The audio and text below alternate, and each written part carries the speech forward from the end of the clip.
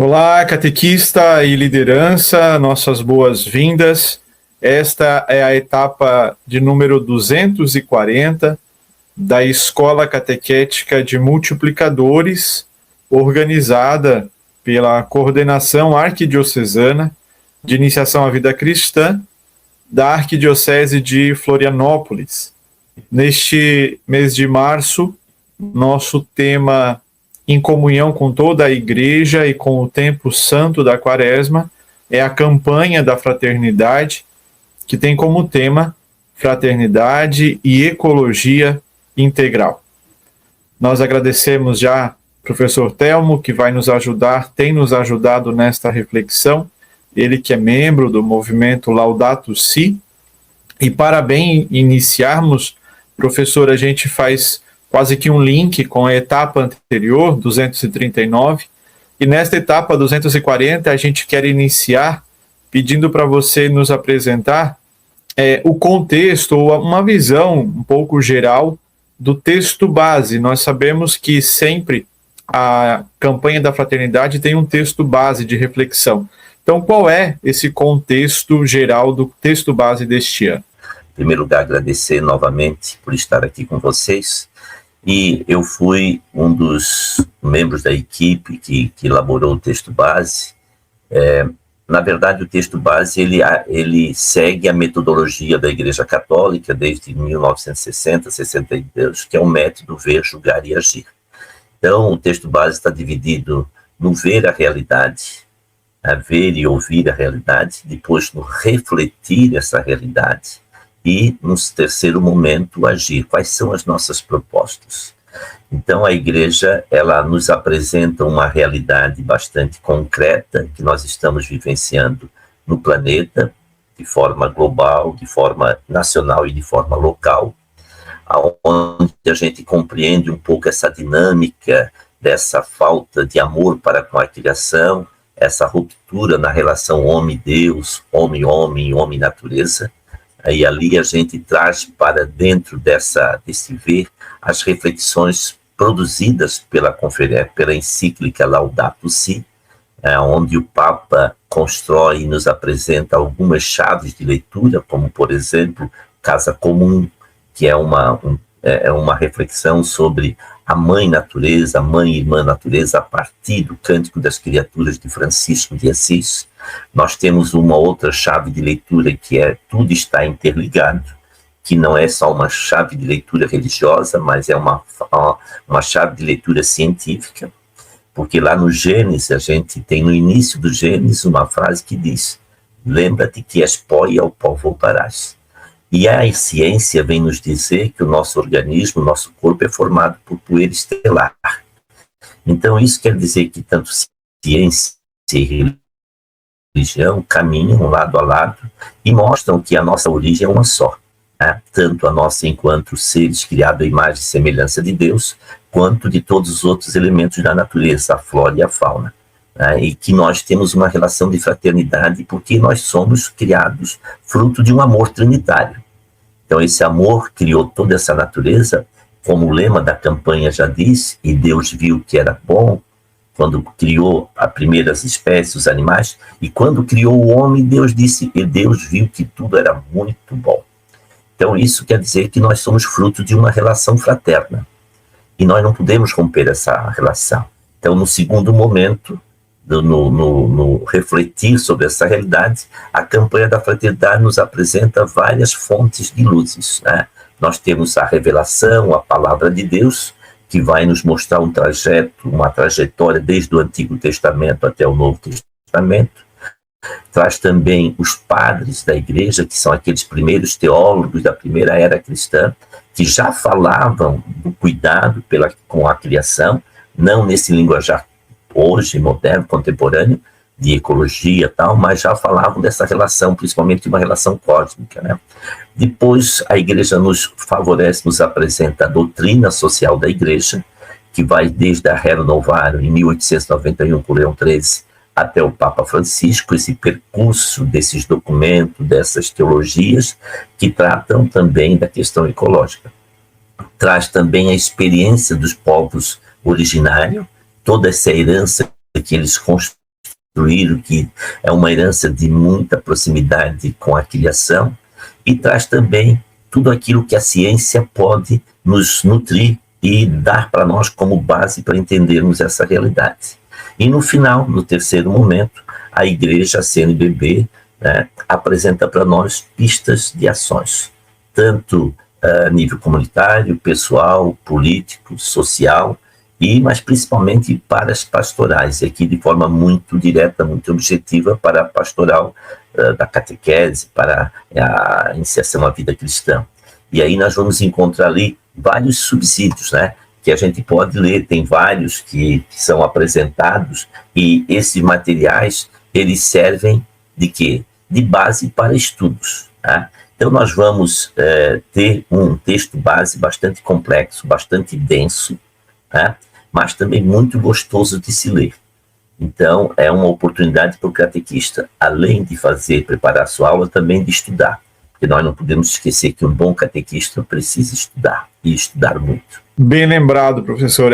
A gente diz assim, né, uma frase que a gente tem, catequista que se forma a comunidade, mas catequista que não estuda, que não se forma, deforma a igreja. Então, a necessidade de estudarmos sempre e nos aprofundarmos, né? Nessa memória que o senhor fez para a gente, professor, eu queria pedir, assim, um detalhamento, se for possível, de como que está a primeira parte. As próximas etapas da escola, nós vamos estudar as outras, mas hoje, mostre para nós, então, para nós catequistas, como que a gente pode ajudar as famílias a ver a realidade da ecologia integral. O que é que o texto base tem a ver conosco da catequese na primeira parte, o ver? No ver, Ariel, a igreja centra o seu olhar para a crise mundial que nós estamos vivenciando, dizendo que ela é real. Por mais que a gente tenha algum negacionista, as pessoas que têm uma certa indiferença, grupos dentro da própria igreja negando o valor desse ensinamento, nós não podemos esquecer que falar dessa campanha é falar da criação. E não tem mais nada tão poderoso e tão profundo que falar desse amor de Deus para com os homens. Algumas pessoas dentro da igreja, e é importante que a gente catequize, né, dizem que a igreja precisa salvar almas. Sim, a igreja precisa salvar almas, mas para salvar almas nós temos que ter almas para salvar. E a nossa preocupação é cuidar do ser humano, senão nós não teremos mais almas para salvar. Na verdade, a igreja não está fazendo uma apologia política, defendendo bandeiras. Essa é outra visão equivocada. Essa é uma visão primária, uma visão distorcida, uma visão míope, né, do que a igreja está apresentando. A igreja está preocupada com o ser humano na sua integralidade. Está preocupado para que aquela vontade de Jesus, que ele diz que eu vim para que todos tenham vida e a tenham em abundância, aconteça. Só que a nossa relação com Deus foi corrompida. Nós passamos a querer ser Deus. A nossa relação com a natureza foi também destruída. Nós queremos destruir, né, desgastar a natureza, e não entendemos ainda que nós não vivemos sem a natureza. Eu sempre vou repetir, se nós olharmos o livro do Gênesis, o homem foi o último a ser criado, no 6º dia. Isso quer dizer que o homem precisava de toda a criação, de tudo aquilo que Deus criou no 1º, 2º, 3º, 4º, 5º dia, para que o homem tivesse vida plena. Depois o homem foi criado, e Deus perguntou para o homem, né? Quando ele deu o mandato para nós, crescer e multiplicar e dominar, esse dominar não era uma ação agressora, era uma ação de entendimento. Tu domina isso aqui tudo, tu conheces tudo isso aqui, tu sabes como administrar isso aqui, tu domina esse conteúdo, tu domina essa realidade, sabes que tens que ter uma relação de amor com essa natureza. Esse era o dominar. Mas nós rompemos isso. Então nós estamos vivendo um momento onde que a crise é global, ela atinge a todo mundo no planeta. Nós estamos vendo aí esses aumentos da temperatura, essas sensações térmicas horríveis. Nós estamos vendo inundações por todo o planeta. Nós estamos vendo o mar subir, os degelos dos mantos de gelo e das calotas polares. Nós estamos vendo o desaparecimento das espécies, da biodiversidade. Em 50 anos nós perdemos 73% de toda a vida, tanto da fauna e da flora, gente. Isso é um crime. Esses seres foram criados porque eles eram necessários para nós. E eles refletem o amor de Deus. Nós fomos escolhidos como imagem semelhante de Deus para administrar toda essa riqueza, mas esses seres são importantes. Nada é por acaso. Claro, eles não se bastam a si mesmos, mas todos têm uma vocação, têm uma função. O Papa diz que a destruição desses seres é não permitir que eles vivam a glória de Deus, é não permitir que eles reflitam esse amor de Deus. E é isso que nós queremos, é que a catequese, ela tem que ser esse momento de sensibilizar as crianças, seus catequizandos, seus adolescentes e adultos, para esse amor com a criação. Nós precisamos desse amor, como Francisco externou no Cântico das Criaturas. Louvado sejas, meu Senhor, pela Mãe Terra, pela Irmã Terra, a Mãe que nos acolhe e a terra que nos protege.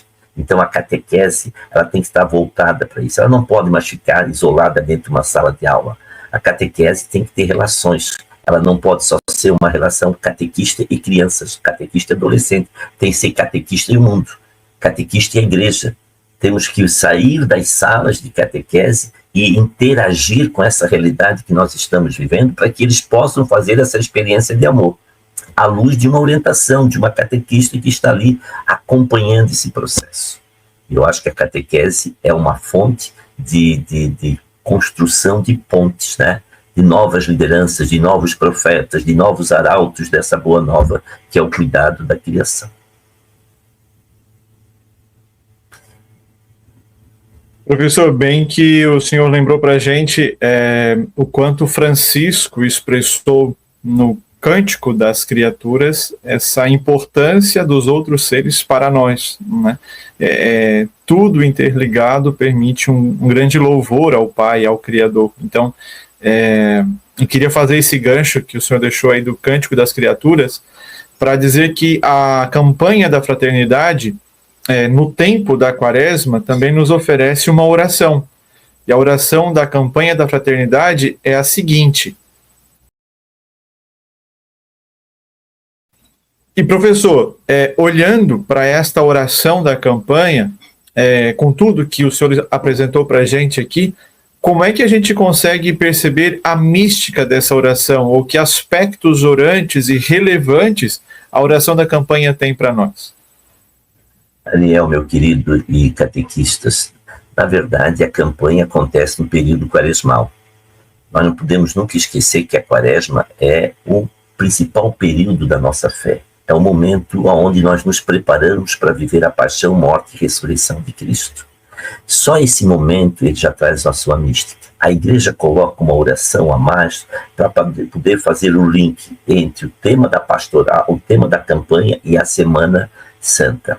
Então, essa oração, ela tem que nos levar como uma mística, como uma espiritualidade, a refletir a realidade que nós estamos vivendo. Porque Quaresma é um tempo de reflexão, de penitência e de conversão. E a oração vem falar dessa conversão integral. Não é mais só uma conversão espiritual, não é só um voltar-se para a igreja e participar das liturgias. Não, é uma conversão que leva em consideração o aspecto social, o aspecto cotidiano, o aspecto cultural, a minha relação comigo. Nós, homens e mulheres, muitas vezes não cuidamos da nossa saúde, do nosso corpo. Nós nos dedicamos muito à competência, a produzir, e esquecemos que precisamos viver. A vida é muito rápida. Mas também precisamos retomar a nossa relação com os outros irmãos. A igreja vive um momento de disputas políticas dentro da própria igreja. Né? Não tem um grupo da direita, um grupo da esquerda. Esqueçam isso. A igreja é uma só. Nós temos que viver o evangelho. Quem vai para a igreja e tem esse comportamento não entendeu nada do evangelho. Hoje nós temos um problema a nível nacional, que são próprios grupos dentro da igreja desconstruindo a campanha. Grupos sectários que acham que pertencem à igreja, mas não pertencem, porque eles não estão em comunhão com a igreja, eles não estão em comunhão com o evangelho. Então essa oração vem nos colocar e vem nos dizer que precisamos mudar de sentido da nossa vida, mudar a nossa vida, mudar o modelo da nossa vida. Nós temos que nos voltar para Deus, mas num compromisso de uma igreja sinodal, uma igreja que está a caminho, uma igreja missionária, mas que caminha com os que sofrem, que caminha com as que estão à margem da sociedade, que caminha com aqueles que precisam de um amor transformador. Nós precisamos rezar? Sim, precisamos rezar, precisamos de muita oração, precisamos participar da Eucaristia, precisamos, é o ponto máximo da nossa comunhão, mas precisamos também olhar para os irmãos que sofrem e viver essa comunhão com eles. Então, essa é a mística da comunhão, é da conversão, é a mística da esperança, é uma esperança de esperançar, de lutar, de ir a fundo nas nossas realidades, de vivenciar essas realidades à luz do Evangelho. Então, a campanha, a oração vem para esse período da campanha, vem para a campanha da fraternidade nesse período da Quaresma, como mais uma luz a iluminar esse caminho que nós precisamos percorrer enquanto igreja.